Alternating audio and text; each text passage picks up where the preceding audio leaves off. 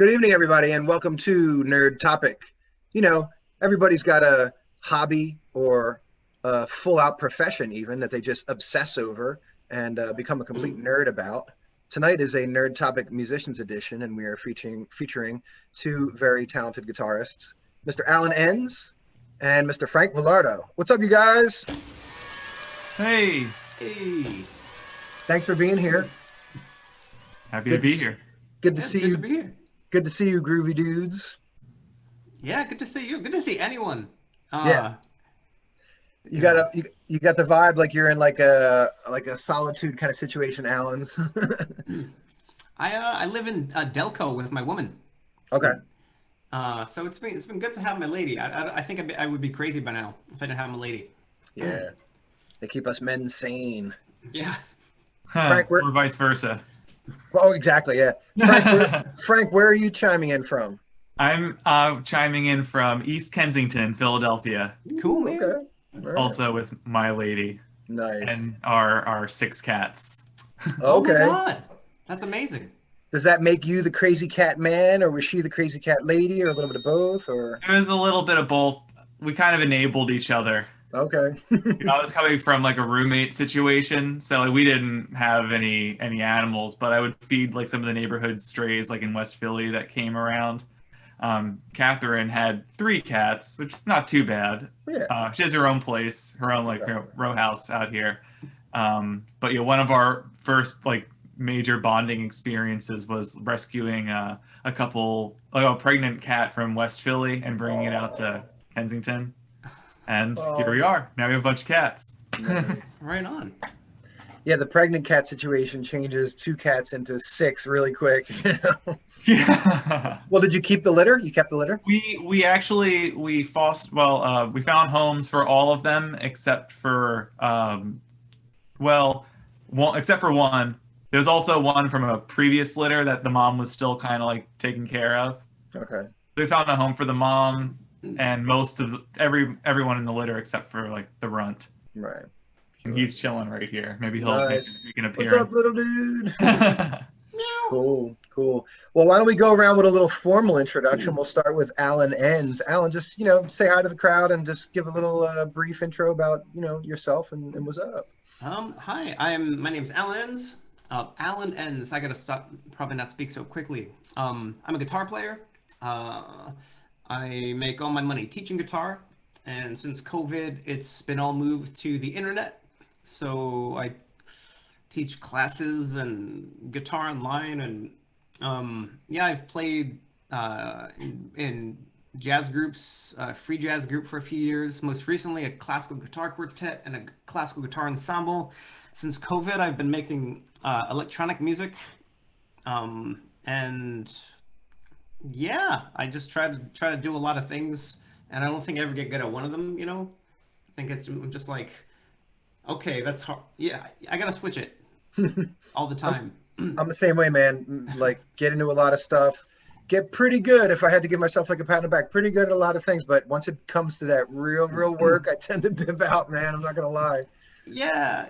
I'm like, okay, I'm good at these classical pieces, and now I'm gonna learn some bebop lines for 3 months, and Right. and then okay, now I'm just gonna make electronic music and touch my guitar like barely. So Yeah, for sure. Well, that's that versatile spirit, man. Yeah, I dig it. I respect that. Thanks for being here, Alan. And Frank VELARDO, what's up, man? Tell us what's going on, man. How you been? I've been good. I've been playing a lot and trying to keep my spirits up for the last year. I've been Yeah. I teach a little bit. I had an online lesson earlier today. Okay. But I lead a band that's kind of like a blues, funk, psychedelic rock project called the Aardvark Felon. And yeah, like since like COVID hit, I've been working at the Philadelphia Brewing Company. Oh, Oh, cool, okay. Like I had previously been like their music guy. I would book music and host like the open mic once a week. Now I'm fixing toilets and painting rooms, Nice. which Better is that. great. I'm Yeah. like learning a lot of stuff. I'm having fun. Got to go to the dump one day and just like throw a bunch of metal chunks into a larger pile of garbage. Mhm. Things like that are fun. I've been talking to a lot of people who have been taking side gigs, a lot of musicians who, like one guy who just completely went into like a demolition construction kind of situation. He's like, I love it. I love getting up early. I love just kind of like being on my own in a way, like not really having, like, it's obviously a privilege and a joy and a real treat to be playing in a band and co-creating with everybody. But at the same time, like just wake up, grab a hammer, start breaking down some walls, like get into a vibe, just be in your own head for a while. Cause so I've been talking to a lot of people who've been having similar experiences. I've been doing a lot of gigs that aren't exactly musical, and it's fine. It's fine. Yeah. Yeah, it kind of reminds, not that like I don't want to keep on playing music professionally and all that, but it's kind of like, if I'm not like playing music every single day as my job, I don't know what's going to happen to me. Right. Sort of thing. It's like, oh, there are other things I enjoy, and I can get lost in my head thinking about stuff. And yeah. I wonder how many musicians will kind of be like, you know what? I don't need to be as much of a freak as I was about music nowadays. I can, like obsessed about it all the time. I'm just gonna like chill. I wonder if that's gonna happen. I feel like once we're back in the real life again, I feel like the floodgates are going to be open. I feel like I want to jam. I want to meet new people. I want to I want to play. Yeah. I do miss playing, man. I miss like the situations of just like hiring a band and having it be guys you haven't seen in a while. Roughly you're going to be playing standards or, blues, or you already know the guys' originals, and you just meet up and you're playing. But in reality, you haven't talked to everybody for 6 months, but you connect, musically. And then on the break, you're just catching up. Like I love the inherent social aspect of music that just keeps your friendships alive, man. I have so many musical acquaintances, that I just haven't seen, that the gigs kept them alive, Yeah, for sure. I miss the surprise and the sort of chaos, like, hey, I'm gonna play music today, and then some human input makes you do something new or turns you on. So I've been trying to replace that with some technology, some like drum machines and some things that have randomness built into them. And it hasn't exactly replaced humans, but it's provided a little bit of that. Just like, let me, I'll show you this little drum machine I bought that it's kind of for chaos, but it fits in your hand, and it's like a metronome on LSD or something. So it can be programmed to randomly play, so you can play along with it, and it keeps a good beat. But you don't know exactly what's going to happen. And I know it's not a human being, and but this is what it's kind of come to. Right. I'm just like, I need some input. So it's been kind of fun, That's fascinating, man. Yeah, I mean, like the only other thing you do is put on a radio to a song you never heard and just try to hang and adapt. But that sounds a little more ideal, honestly. It's going to be in perfect timing, and yeah. It's called the Bastel Castle. Okay. You patch it with some cables, and it's kind of strange, but again, I'll play with it later when I do a tune. But it's been cool, But it's kind of like lower tech.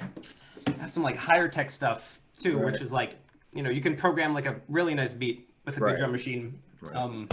And right when COVID hit, I was like, I gotta buy some synthesizers now, and some stuff to play with. Yeah. So I got something for bass lines, something for drums, something for chords, and kind of trying to replace the band situation. Oh yeah, Frank, have you been exploring a lot of like either recording or digital type music? Yeah, well, definitely like the recording side of things. The Aardvark Felon did some we finally got to the point where we can like track on our own, like at one of our houses. So that was like a big accomplishment for the band, because now we don't have to pay to go into a studio or anything like that. But studios? Are studios gonna be dead after this because of us? They're just reinvented. Yeah. Studio is wherever you lay your hat. Yeah. Yeah. Damn. So yeah, like we recorded last January and we released our album in December. So basically an entire year of like troubleshooting and trying to figure out, how do you really do EQ, or how to like you really do compression. Mm-hmm. Oh yeah. So it took me a while. Yeah. I feel like I understand them slightly better now. Right. You can Yeah. compress to control your transients, and you can compress to elongate your sound, you know, and it's tricky unless you're doing it all the time, you know.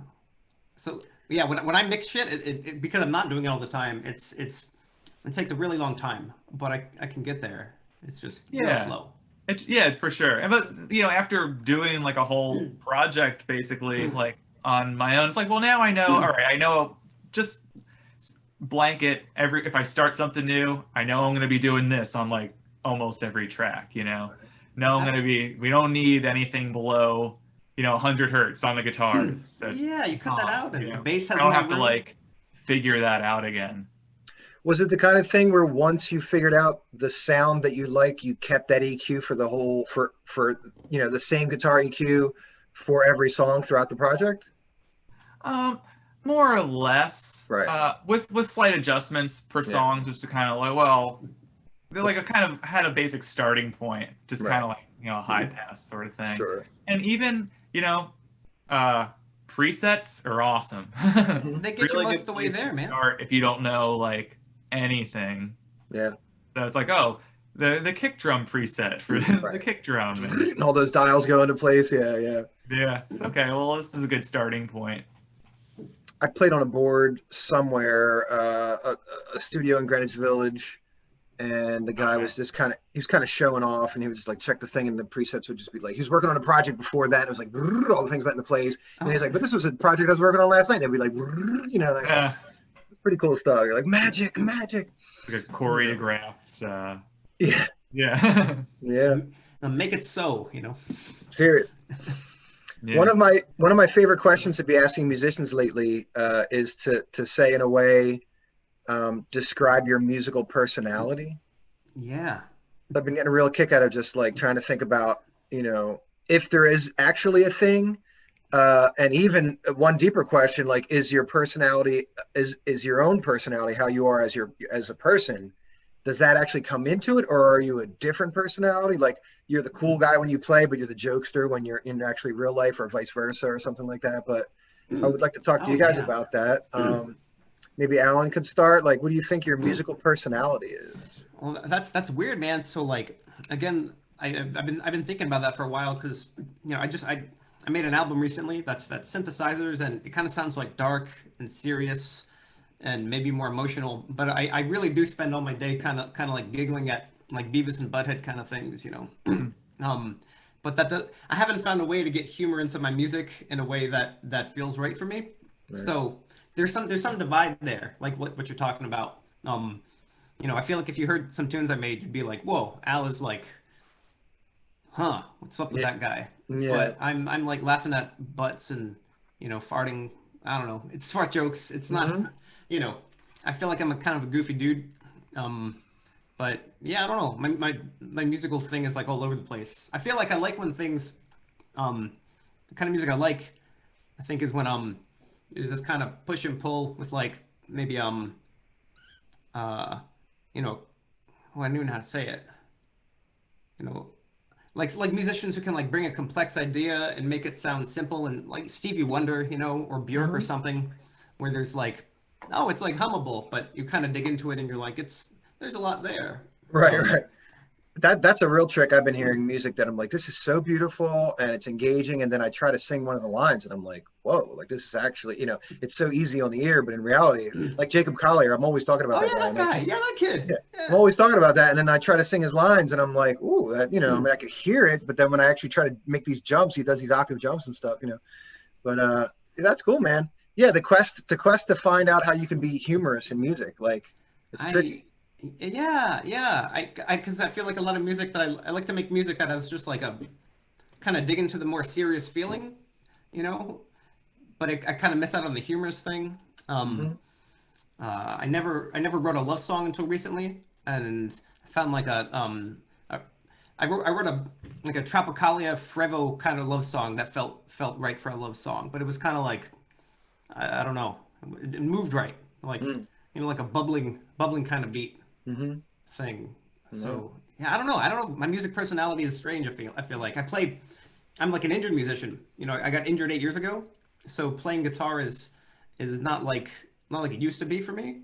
My thumb joint got injured from Lyme disease. Uh, yeah, I don't know. I feel kind of musically shy, Mm, um, playing in front of people, but I'm not shy. I'm just right. like more, like I don't need to play that gig, but I play Yeah. guitar like still all the time. I don't know. That's Yeah. a hard question. Hey, it's something to sleep on too. Like I've been pondering it more and more for myself, and it just helps you unravel some stuff. You know, get into it. Frank, what would you say your musical personality is? Hmm. Well, I think there's like a lot of layers to how I think of like my music. Like I guess it's like a like all of us, we're very multi-dimensional. So like some songs I have are, very serious or kind of like more personal or sentimental. But then I have things that are a little bit more, I guess, like approach silliness. Yeah. Or in our like description, like in our CD, I think I say something from what do I? Let's see, from serious yet absurd, like sort of thing. Yeah, yeah. And I try to slip it in. One of my friends said, I guess he listened to some of my music, and he said it sounds like Winky. Winky, is that a band I should be familiar Like with? like No, like no, your Winky is in like imagine like yeah, like I'm playing this, but this is what I'm like really. Do you get what I'm Oh, really nice. Oh, that's okay. cool. saying? That's cool. Yeah. So I try to like put layers into my person. Hmm. How But Do you, it's much? not. No, Sorry. no. Continue, and then I'll hold my thought. I'm I guess I was gonna curious. say like I guess like going yeah, it's hard to write a love song like Alan said. It's just and I have, Hmm. but it's always like a different. I have to try to do some type of different spin on it, Yeah. and maybe there's like some sarcasm that's attached to it, or. Do you guys think that because temporarily there's an absence of the live performance, that that is even straining it, like in the sense that you can't be like, because Frank, you're like a super talented guy, but I've also seen you play and kind of like have fun on stage, like play the guitar backwards and do all that kind of stuff. Like there's a comical element to that kind of stuff that nobody would argue is like, all right, so this is a fun part of the music, or a fun time in this music. Do you think now that it's just like all you have is like your home, you got to record, there's no physical visual appearance that people are seeing? Do you think that's like making the struggle between not being able to get those quirky, winky things, or is that a little bit of the struggle? I don't think so. I think there's other ways to do it, Hmm. just in like the music itself. Right. Like we have this one song called Pants. That's kind of like an inside joke. It's about how, it's like if you want to get anywhere in like we'll say the music industry, it's all about the pants. Okay. You know? But I just find ways to do it. But it also forces like, I like doing that stuff, and I feel like people respond to when I'm like being like, goofy on Yeah, stage. sure. Kind of comes from like my blues man inspiration. I mean, Yeah, that's man. stuff that people have been doing for years. Yeah. It's not like it's just like Jimi Hendrix was the first person to like play behind his head or something like that. Right. Yeah. I'm But always. it forces me to, well, if without that, I have to make some music now. I found something that I like that I in the past couple of months I was kind of surprised that I enjoyed making minute-long goofy compositions for Instagram. Um, and I don't think I would be here without COVID. And again, it's like more like technology based, tiny synths and things, but just having like a minute means you're not going to take it that seriously, or I'm not. So I enjoy that. I'm like, okay, I have like a minute. Let me Yeah. let me do something that's going to be like kind of no thinking. And a lot of the stuff I like to make just takes, I'm like, oh, let me sit on this for like a month. But this is just like, okay, we got Instagram allows a minute, so that's all you're going to get. Enjoy. This is going to be, it's like my girlfriend makes like little sculptures, and kind of makes songs for them and put them up real quick. So I've been having a good time with that. That's cool. you know. Yeah, it's good to just explore creative things that you wouldn't otherwise. And I make it a point once a week to write a little article, and I'm like, no matter what, I'm going to drop this today. So it can only be so long, and it can only be so thought out unless I'm thinking about it all week, and then I drop it Friday. But I tend to not do that. I tend to just think like, all right, Friday morning I'm going to put something out, But Yeah. I dig it. It's like a little study in.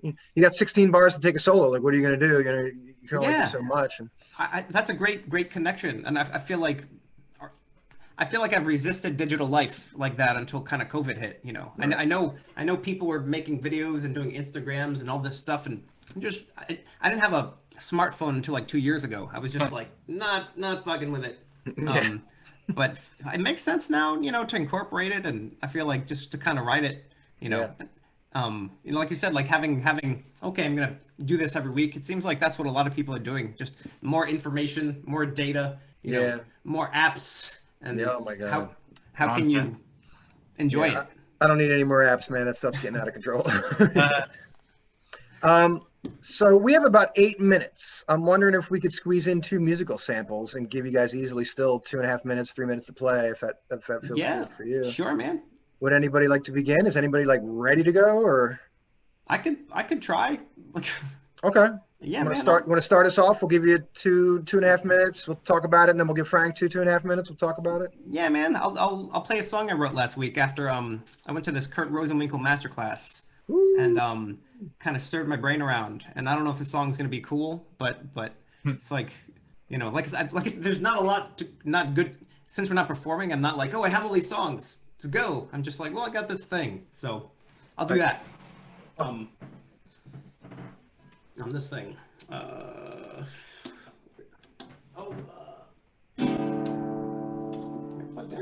I haven't heard that that sound in a long time. Just like the regular old, like getting ready, tuning up, like. Yeah. That's just a live gig right there.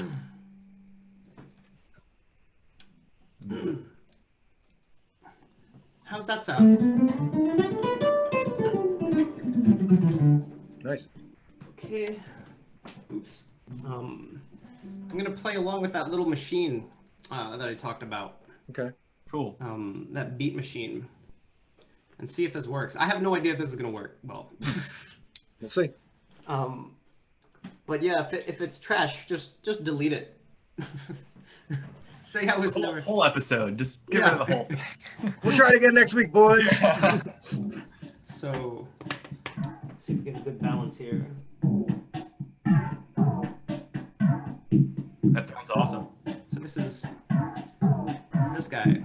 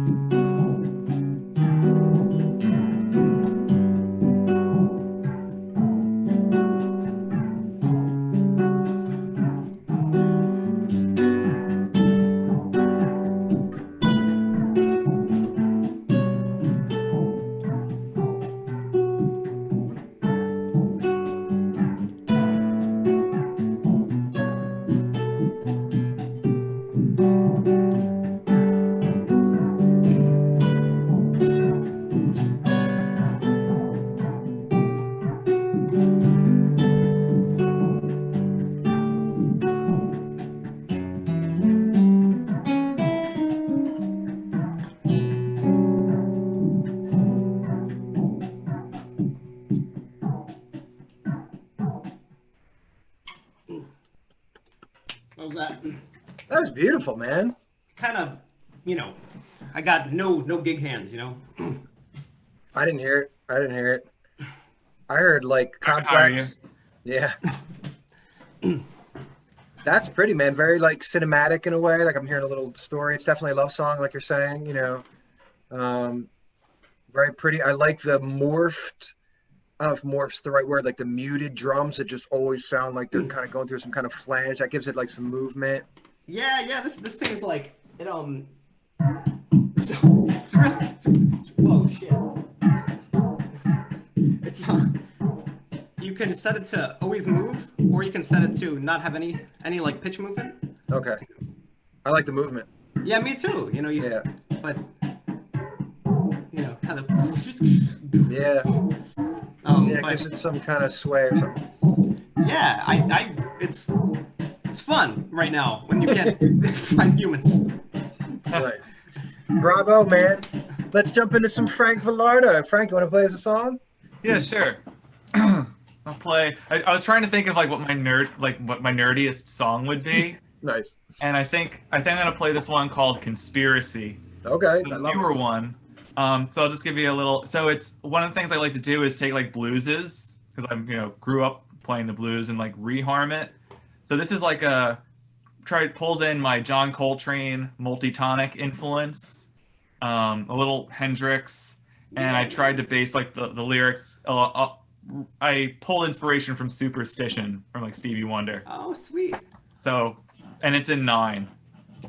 Sure, and add some more difficulty to it. Nice. I know. Well, that's it's like geeking out, right? Mm-hmm. Here we go. I'll play through the blues, and then I'll sing it. So.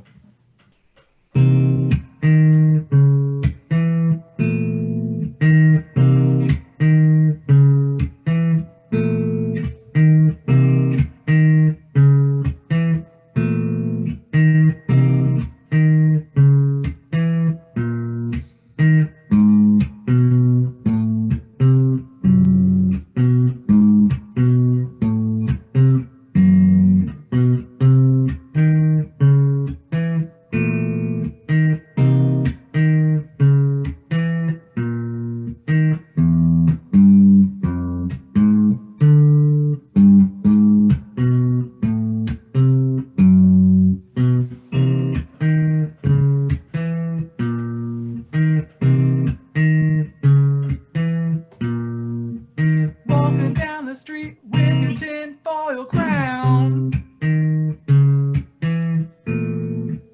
I can see what's coming, can't you see me frown? Talking my ear off, thinking I should be scared. You got a fallout shelter, way to be prepared. When you got too much time, conspiracies can take over your mind.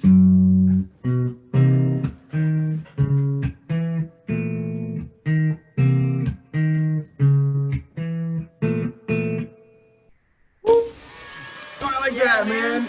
I like that one.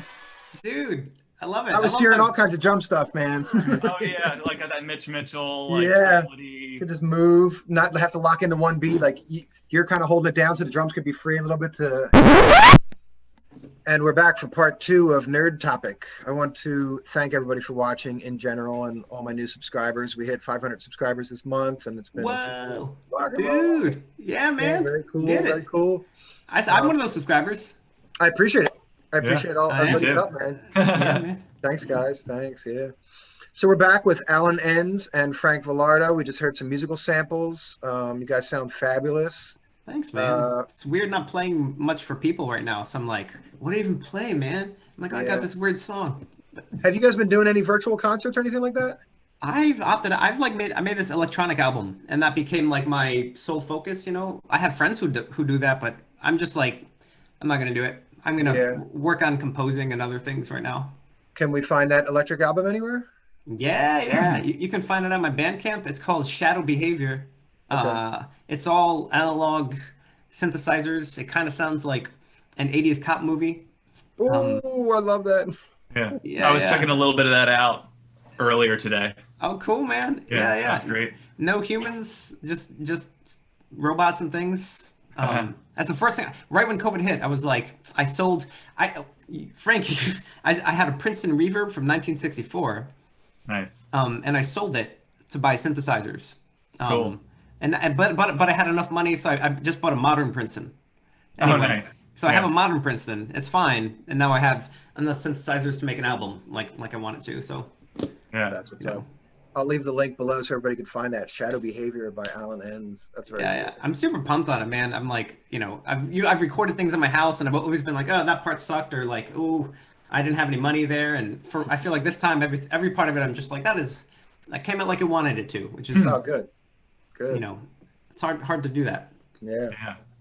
How about you, Frank? Did you? I know you said you were working on the project with the band, but did you guys perform at all? Like any? Yeah, we got to do one really nice live stream from Sellersville Theater. We did one of their sound booth sessions, and that was it was nice to be able to get up on stage and really just like rock out. And we Yeah. got great footage of it, so audio and video. So I've been like sharing that. So it's like the gift that keeps on giving for the Yeah, man. quarantine. Have you Cool. been like dropping it in bits rather than in one entire piece, kind of thing?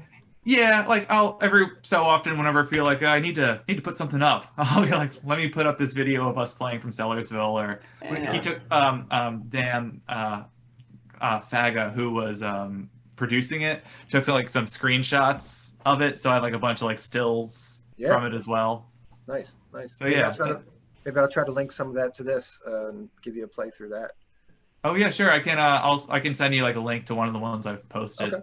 Yeah. And where else can somebody find you, Frank, if they wanted to just immediately just go right after this to find some music? Well, pretty much everywhere. Anywhere you go for your music, you can find the Aardvark Felon digitally. There's the aardvarkfelon.bandcamp.com has our latest. That's the best, I think. Album. Bandcamp's I think the so, best. too. Like Spotify sucks and SoundCloud's okay, but I Yeah. like Bandcamp. I like giving my friends money. Totally. Like, here's $6. You're gonna keep most of that money. For sure. So is that the major difference between those two? One is just money directly in the artist's pocket, and the other one is getting watered down from the company? Sure. Oh yeah.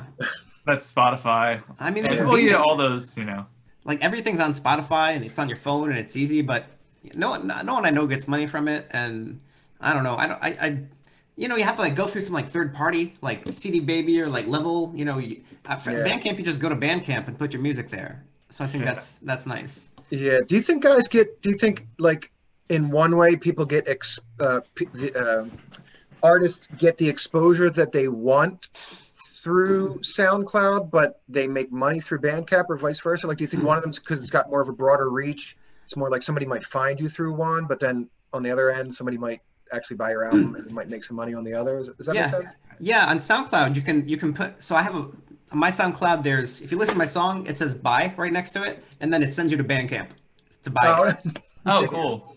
So do that. yeah, so it takes care of both those things. Nice. SoundCloud is so weird. I feel It is like weird. I post like I was doing like a lot of like live recordings for like a while, and I would post like sets or songs from like shows, and I would get so many like I'd be surprised that I would get like likes and reposts, but like every single one is like a boost your fans with this service. Yeah, It's like it's Spotify's like that too, and I didn't know until recently when I started like, oh, let me see what it's like to get on a playlist, because I'm slow with all this, and I'm so many like pay money to get on playlists, and I just imagine just like a bunch of computers in a room that played your song a bunch or something, and no one ever listened to it. I'm like, I don't even know what this is. It's all strange to me. I've been using one of those called Submit Hub, because I got one of my songs onto a few playlists, and Cool. it's it's like $1 a submission, so it's not like that bad. So I submitted to 10, and I actually got on to like a handful of like playlists. But then I'm like wondering, this playlist has like 1,000 followers, say. Yeah. And when I found out that I was going to be on it, I followed and shared and all that. So I just wonder, like, is that those 1,000 other people just like artists that like? Okay, the dollar. It's like like a Ponzi scheme. Like you wonder, is this like a big Ponzi scheme, or like Or these real people like Yeah. that follow the playlist and listen to it.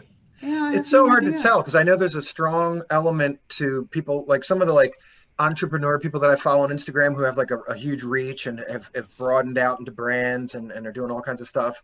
They're always like the advice they always give to somebody who's like asking them questions is, are you promoting your content? Like literally that little Instagram button that says promote or the little Facebook. And I'm like, no, I'm not giving them any money. And he's like, well, that's where you're going wrong. You have to invest in your product. And I'm like, really? So that's going to be the thing that breaks me. Like, you know, is that I give the $5 thing every couple of weeks to Instagram for them to then allow me to go into a different echelon of followers. Yeah. Like, I guess you know, that's what people do now. I feel I'm so behind with everything. I'm like, really? I mean, it's just that's what a real advertising company Shit. would do. yeah. fair enough. And That's if fair like enough. the DIY thing to me just means you have to pay for everything. Yeah, yeah. You know, that's really what that means. So you have to do a record label level production on your own. Yeah, man. There's goods and bads. Like Yeah. that just means like the second one you do is gonna have the record label production, and the first one's gonna be the experiment on the way there. Yeah. Yeah, sure. Or 5 down the road or whatever. Yeah, yeah. Yeah. Do you guys have YouTube channels or anything? I just made a YouTube channel where I just kind of post these Instagram videos as well. Cool. I got like plans, I guess, like again, if I like to like make little synthesizer beat videos. I like actually do, for the longest time I was like, why would I have an Instagram? There's nothing I want to do for like a minute. And it finally happened. And I was like, oh, I get some little synthesizer video and just kind of I guess, I don't know. I'll see what happens. Sure. Frank, do you have a YouTube channel? Yeah, I do. I think you can find it. I get so it all gets very confusing with the Aardvark Felon and Frank VELARDO and who's who. Because I've had I've had a channel back when I was just Frank VELARDO, and it's just like a personal channel essentially. Yeah. But then when I started like early on, when the Aardvark Felon became a band or whatever, I would like post to that. So it might be like Frank VELARDO. The actual channel is Aardvark Felon 3000. Whoa. Because I was like, oh, I've always the Aardvark Felon has always been like a thing. Like since I was like a teenager. It's actually an anagram for my name. I sensed that. I felt that. I didn't ask that question, but I'm like, that must be. Yeah. So Where it's like it's always been a thing like rattling around in my head. So when I had to sign up for like a YouTube account or whatever, it's just Aardvark Felon 3000. Yeah. So that's what it's been ever since. Is the Aardvark Felon like a James Bond persona for you, or is it like in what way? I don't know really what I'm trying to ask here. Besides, is only because you said that it was something you've been thinking about since you were a teenager. Is it almost like a superhero, or is it almost I've thought of all those different like, well, maybe it's like some sort of like superhero type character. It's like a homage to like Jim Morrison. Okay. Because Mr. Mojo Rising is his anagram right. that he chants in one of his songs. So that's what kind of got me to come up with it. But like I think about it, it's like a rearrangement of the letters of my name. So like Aardvark Felon is like a rearrangement of myself, and that's like the higher being of me. Nice. Yeah. I love it. I'm a big believer of that, man. Like you sort of set up your own I don't know if it's like try to access your higher mind as much as you can, or just know that you could be making better choices, or that, you could be whatever the virtue is you're going for. I could be kinder, I can be stronger, I could have more patience, I could be more caring, whatever it's going to be. And you sort of just have to like label that somehow. You have to say like, this isn't me right now. I'm going for the high, you need a target or a, big part of me really believes that like that's some of the essence of like even like strange concepts in esoteric magic. It's just about like visualizing like a better you and just acting to kind of get there. And I, on a deep level, man, I really think Aardvark Felon is something like that in a way, Cool. Thank you for saying that. For sure. You guys want to do one more musical sample each, or you want to give that a shot?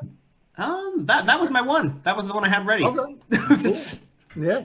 No worries. Frank, you got another piece, or you think? Yeah, I can play a quick thing. Okay, cool. Switch over to the acoustic here. Nice. Yeah, man. The other thing I had planned. And Alan and I are gonna dance. Sweet. Well, you're in luck because this We're one's gonna get our in five. temptation moves, you know. Yeah. Alan, we gotta do the. Oh, hey. I gotta move in frame. This is my ballad. So this is like another side of my personality. This one's like a little bit more, I guess, like serious. Okay.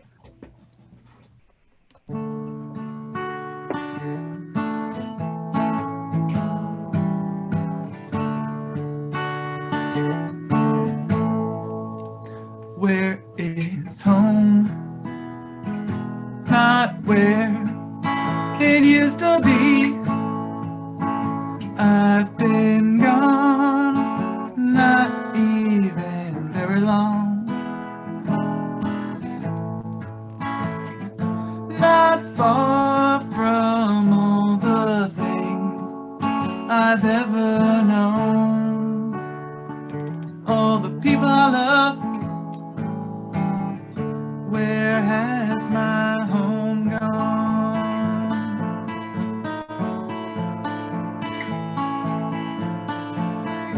Where is home? Where do I belong? Far from times when moms were never wrong. And happiness came from climbing a tree. But in the highest branches, that's where I dreamt of other worlds. All these dreams have led me here, searching for my home. Where is home? Where is home? Where is home?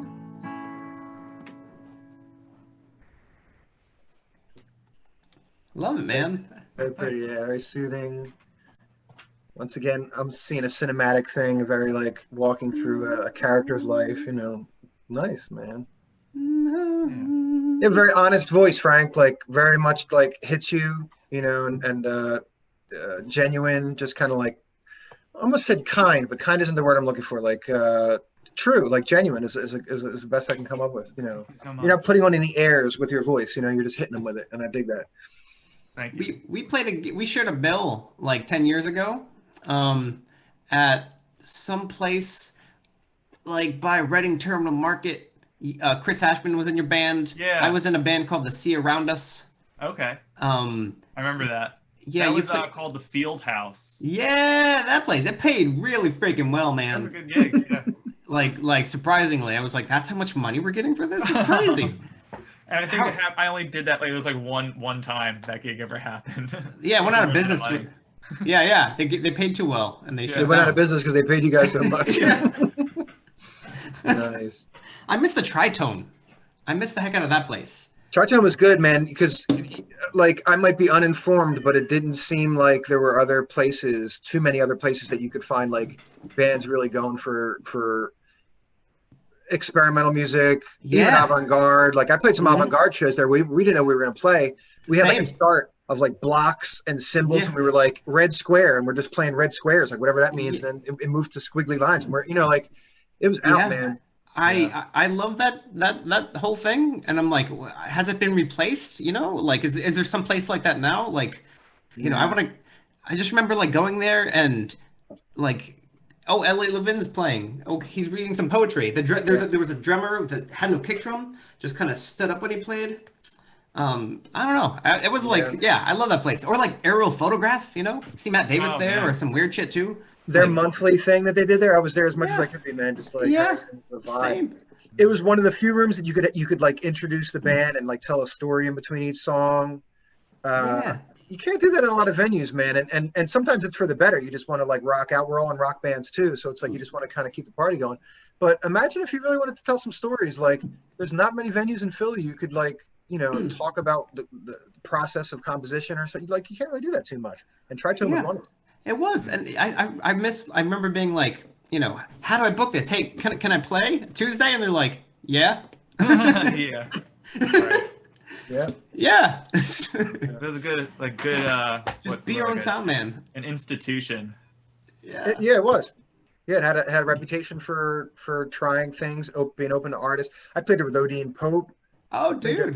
played it That's with cool. Dan Peterson and those guys. Like, played Matt Davis trios, Tim Wendell trios, like a lot of stuff, Yeah. man. Oh, Tim Wendell's nasty. Yeah. Yeah, man. That's my dude. Tim, what's up?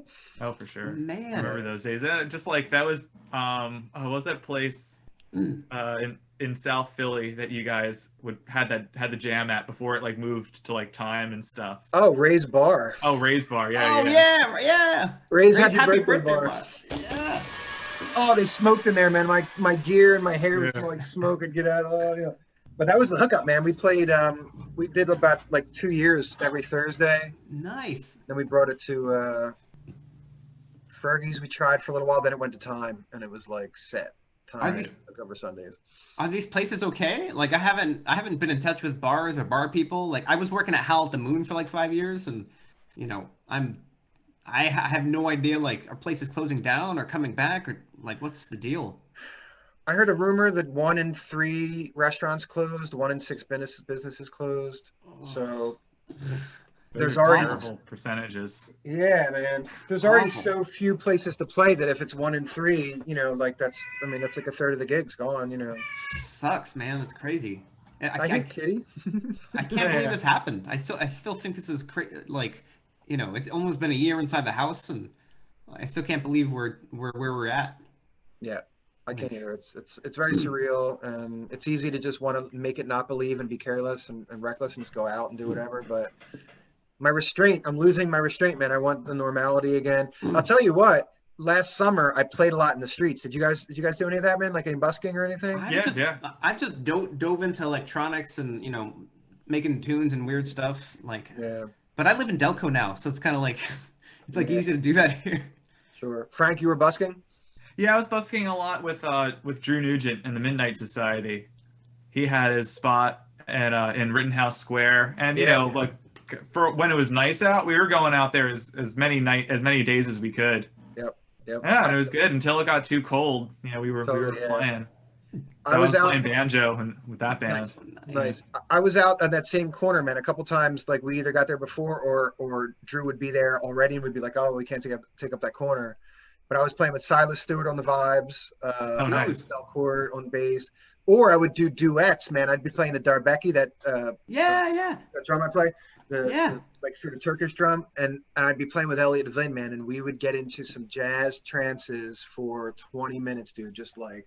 That guy. Like just going for it, man. It was freeing, and we'd look down and it'd be $30-$40 when we didn't even try, so it's good stuff, man. Yeah, I miss busking. We should try to hook up in the summer and that'd be awesome. I'd love to. I miss like anything, like holy crap. I miss I used to play at Doc Watson's like every week, and Elliot Levin would just come by and play a bunch, and he'd always be like, "Hey man, there's a pool party in like North Philly. You want to go to a pool party?" And I wish I never went. I was always like, man, I got class. Yeah. I would have went. I'm too classy for that. Yeah. Yeah. It was like when I was still in college, and I regret not going to pool parties. Yeah, you were too busy learning your 13th arpeggios. Oh shit, yeah, man. When were you at Temple? Were you at Temple? Do I have that? I went to Temple from 2007 to 2010. I was 2005 to 2009 at UArts. Oh, so okay. I never met you or crossed paths with you. So somehow that happens. I guess, yeah. Well, when are there ever 2 guitar players on a gig? The year. Paul Motion. He had that final record, or late record, The Garden of Eden, has Ben Monder, a guy named Jacob Bro, and I think Steve Cardenas at the same time. Yeah. It's really good. Same with drummers, though, man. I never rap the drummers because we're never on the same gig, Although I know a lot of Philly drummers. There's a lot of great dudes. You find, I guess, the jam sessions. Philly's got the jam sessions, man, for sure.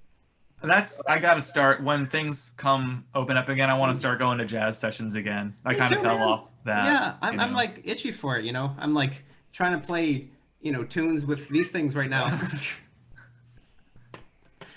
Well, guys, it's been a joy, man. Thanks for being here and doing the thing. Yeah, Oh it's yeah, good- this was good to great. see- Thank you. It was good to fun see just some like people. hanging. Yeah, for sure. I'm like, For holy sure. shit, people are out there. I forget. I have a secret plan that's forming to do an annual reunion for each one of these. So I've been keeping a calendar of when I've Oh, recorded. dude. So maybe Cool. we'll do a year later in the biz, and we'll see either twice grown Frank Yeah. beard, or it'll be shaved. You know, Maybe I'll have a mohawk. maybe I have a mohawk. Yeah. Alan will be integrated into computer software. He'll just turn. He'll be Ultron. You know. Yeah. He'll look like Locutus. That's right. Oh my God. Good cut. Well, cool guys. Alan Enns, Frank Velardo. It's been a pleasure. You guys are my dudes. Great seeing you. Yeah, man. Glad you're happy and healthy. Definitely reach out to me. Let me know when your projects are dropping, and I'll try to promote them as much as I can. Yeah, likewise, man. And if I don't see you sooner, I will definitely see you in a year for the reunion show. Wow. Let's hang when it gets warm, man. Like Yeah, now for real, we'll meet up in the park, man. We'll crash we'll crash Frank's corner gig, man. You know. Yeah, oh yeah, that's please do. That'd be fun. Cool. I'm ready to leave the house. Get Drew all mad because people are encroaching on his territory.